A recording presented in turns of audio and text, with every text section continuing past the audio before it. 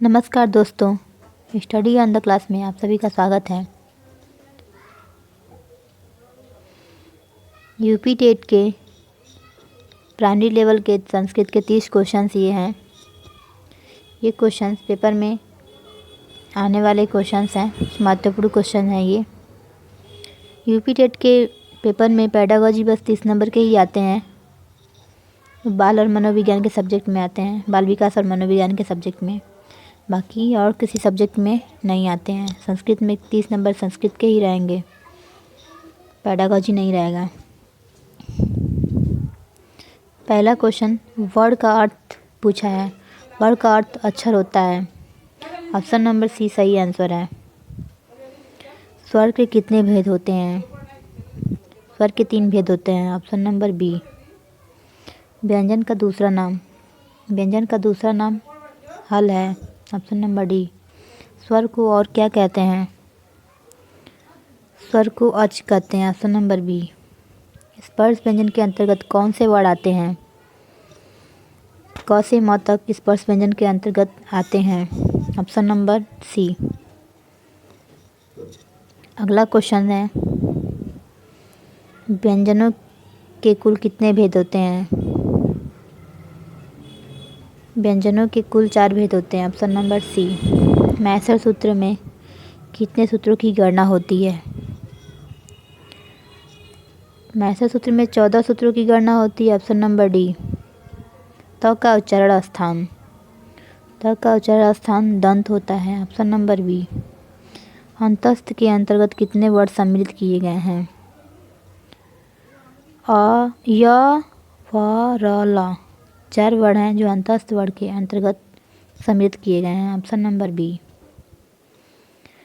अच प्रत्याहार के अंतर्गत आने वाले वर्ड? अच प्रत्याहार के अंतर्गत अ, ई, उ, रील, री, ए, ओ, ए और ए, औ आते हैं। Option number D. Next question पे चलते हैं। दीर्घ संधि का उदाहरण है। दीर्घ संधि का उदाहरण श्रीश है। Option number C.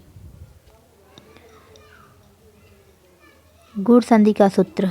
गुण संधि का सूत्र आदि गुण है। Option number C. Question number 13 है, रामश्चेते किस सूत्र का उदाहरण है? रामश्चेते स्टो चुना सूत्र का उदाहरण है। ऑप्शन नंबर बी पे है। बी पे साथ चलते हैं। क्वेश्चन नंबर 14, यथाशक्ति में कौन सा समास है? यथाशक्ति में अव्ययी भाव समास है। Option number B. पितरों में समास है। पितरों में कौन सा समास है? द्वंद्व समास। Option number B. अगले क्वेश्चन पे चलते हैं। 16 नंबर का क्वेश्चन है, कर्मधारय में कौन सी विभक्ति होती है? कर्मधारय में द्वितीय विभक्ति होती है। ऑप्शन ए ऑप्शन सही है। ऑप्शन ए सही है। 17 का क्वेश्चन है, 17 नंबर का, पुत्रेण सह माता गच्छति। यहाँ रेखांकित पद में कौन सी विभक्ति है? पुत्रेण में कौन सी विभक्ति है? सीधा सीधा यही पूछा है। तो पुत्रेण शब्द में तृतीय विभक्ति है। हम लोग ऑप्शन नंबर बी के साथ चलते हैं। अहम पुस्तकम पठामि को कर्मवाची में परिवर्तित करना है। अहम पुस्तकम पठामि को कर्मवाची में परिवर्तित करने पर जो नया शब्द बनेगा वो बनेगा मया पुस्तकम पठ्यते। ऑप्शन नंबर बी के साथ सी के साथ चलते हैं, सॉरी। पाधन कत्वा मिलकर बनेगा, पाधन कत्वा मिलकर पित्वा बनेगा। Option number B. अगला क्वेश्चन है 20वां नंबर का, नी धातु का लिट लकार प्रथम पुरुष एक वचन का रूप होगा। नी धातु का लिट लकार यानी कि नेष्यति। क्वेश्चन आंसर है नेष्यति। Option number B. 21 है क्वेश्चन, 21 नंबर का, पितृ शब्द का द्वितीय बहुवचन के रूप में बनेगा।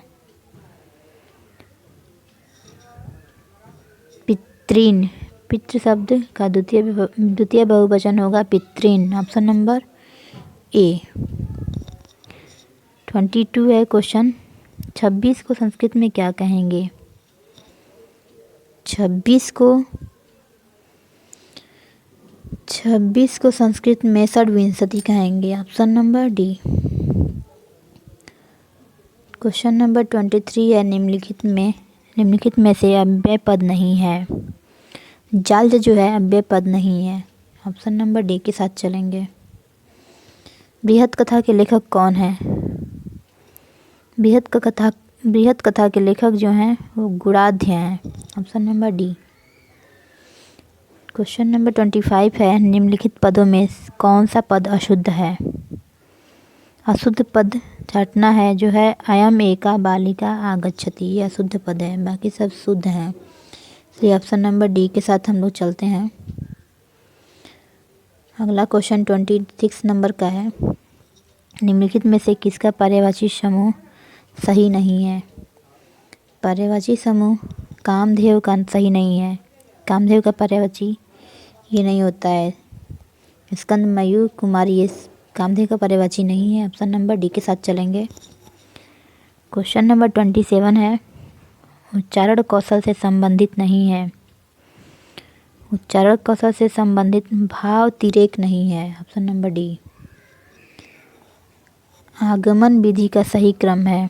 आगमन विधि का सही क्रम उदाहरण, प्रस्ताव, निरीक्षण, नियम निर्धारण, परीक्षण है। Option number B. निम्नलिखित में से कौन संस्कृत शिक्षण पद्धति है? संस्कृत शिक्षण पद्धति जो है वो व्याकरण पद्धति है, विश्लेषणात्मक पद्धति है, अनुवाद पद्धति है, यानी कि ऑप्शन नंबर डी सही है। उपयुक्त सभी सही है। निम्नलिखित में से शिक्षण सूत्र है। शिक्षण सूत्र जो है पूर्ण से अंश की ओर होता है, अनिश्चित से निश्चित की ओर, सरल से कठिन की ओर। ऑप्शन नंबर डी सही है। उपयुक्त सभी।